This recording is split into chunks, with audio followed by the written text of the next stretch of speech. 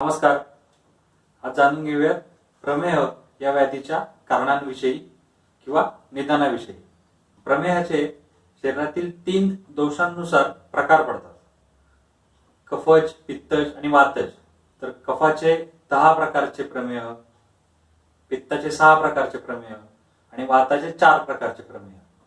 तर मधुमेह हा वातज प्रमेहामध्ये येणारा एक प्रकार, वातज प्रमेहाचा एक प्रकार. बोली भाषेत त्याला डायबिटीज असं म्हटलं जातं. तर या व्याधीची कारणं आज आपण बघणार आहोत. याच्यामध्ये अनुवंशिकता किंवा हेरिडिटरी ही एक महत्वाचं कारण आहे. घरामध्ये फॅमिली हिस्ट्री जर डायबिटीसची असेल तर ती पुढे ट्रान्समिट होऊ शकते अनुवंशिकतेच्या विकारांमध्ये जशी होते तसे. किंवा आता इतर जी कारणं आहेत प्रमेहाची, त्याच्यामध्ये सगळ्यात महत्वाचं जे काय आहे ती आत्ताची लाईफस्टाईल. तर त्याच्यामध्ये ती कारणं सांगताना एक सूत्र सांगितलंय. तर ते सूत्र असं: हास्य सुखम स्वप्न सुखम दधिनी ग्राम्योदकान्न परसाम पयांसी नवान्न पानम गुड वैकृतम प्रमेय हेतू कफकृच्च सर्वम. आता हे जे सूत्र आहे ते सूत्र इलॅबोरेट करून सांगतो. याच्यामध्ये सगळ्यात सुरुवातीला सांगितलंय हास्य सुखम. हास्य सुखम म्हणजे सतत खात राहणं, काहीही काम न करता एकाच जागेवरती बसून भूक नसताना जर तुम्ही सतत खात राहताय तर ते प्रमेहाचं कारण ठरू शकतं.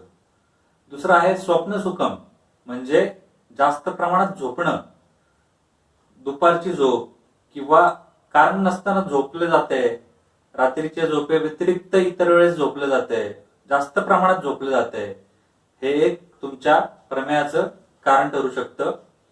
त्याच्यानंतर जे कफ आणि मेद याला दुष्ट करणारे किंवा याला दूषित करणारे जे पदार्थ आहेत किंवा अन्नपान आहे, याचं जर अतिरिक्त प्रमाणात सेवन वारंवार केलं जात असेल तर सुद्धा प्रमेह होऊ शकतो. मग त्याच्यामध्ये स्वादू म्हणजे गोड रसाचे पदार्थ अतिरिक्त प्रमाणात सेवन केले जात असतील, आम्ल म्हणजे आंबट पदार्थ जर जास्त प्रमाणात सेवन केले जात असतील, आणि लवण म्हणजे मीठ असलेल्या पदार्थांचा वारंवार जर आहारात वापर होत असेल, अतिरिक्त वापर होत असेल तर सुद्धा प्रमेह होण्याचे चान्सेस असतात.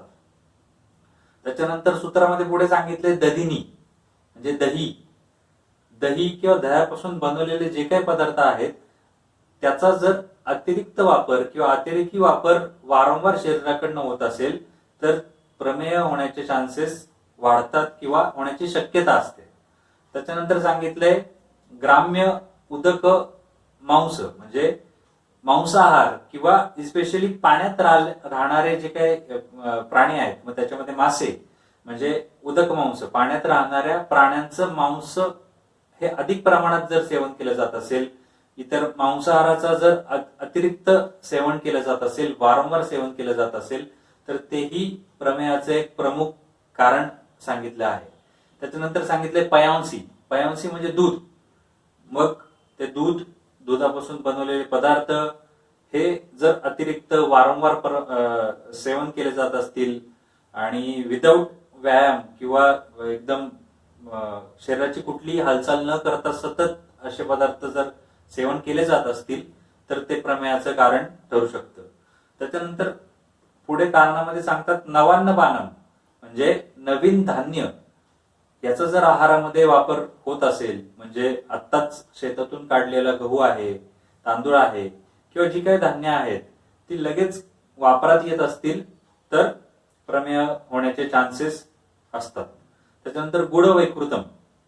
गुड वैकृतम म्हणजे गुळ किंवा उसाच्या रसापासून बनवलेला गुळ किंवा गुळापासून बनवलेले इतर तत्सम पदार्थ याचा जर अधिक प्रमाणात वापर आहारामध्ये केला जात असेल तर देखील प्रमेह होण्याचे चान्सेस असतात.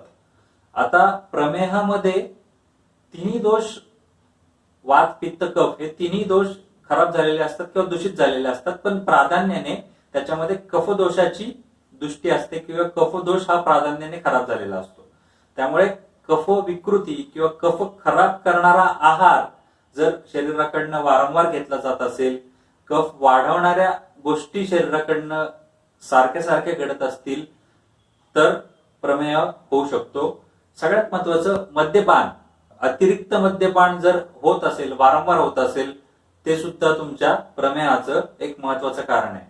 आत्ताची लाईफस्टाईल ही एक महत्वाची कारणीभूत आहे. याच्यामध्ये व्यायामाचा अभाव, सगळ्यात महत्वाचं म्हणजे प्रमेहामध्ये व्यायाम न करणे हा एक महत्वाचं कारण आहे. त्याच्यामुळे रेग्युलरली जर तुम्ही व्यायाम केलात, व्यवस्थित आहाराचं प्रमाणामध्ये सेवन केलं, मात्रेमध्ये सेवन केलं, तर तुम्ही फॅमिली हिस्ट्री जरी डायबिटीसची असली तरी तुम्ही या प्रमेहापासून किंवा डायबिटीस पासून लांब राहू शकाल.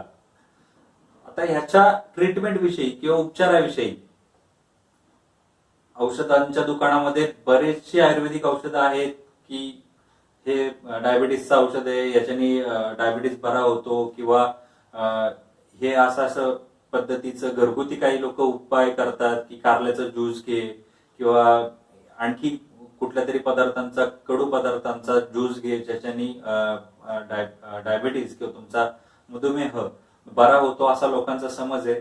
तर मधुमेह किंवा डायबिटीस हा पूर्णपणे बरा होत नाही, तो कंट्रोलमध्ये राहतो किंवा आपण त्याच्यावरती नियंत्रण ठेवू शकतो. आयुर्वेदिक किंवा ॲलोपॅथी कुठल्याही औषधांनी आपण त्याच्यावरती त्याला नियंत्रणात ठेवायसाठी मदत करत असतो. हा, पण हे जे काही ॲलोपॅथीचं औषध आहे किंवा आयुर्वेदिक औषध आहे हे डॉक्टरांच्या सल्ल्यानेच घ्या.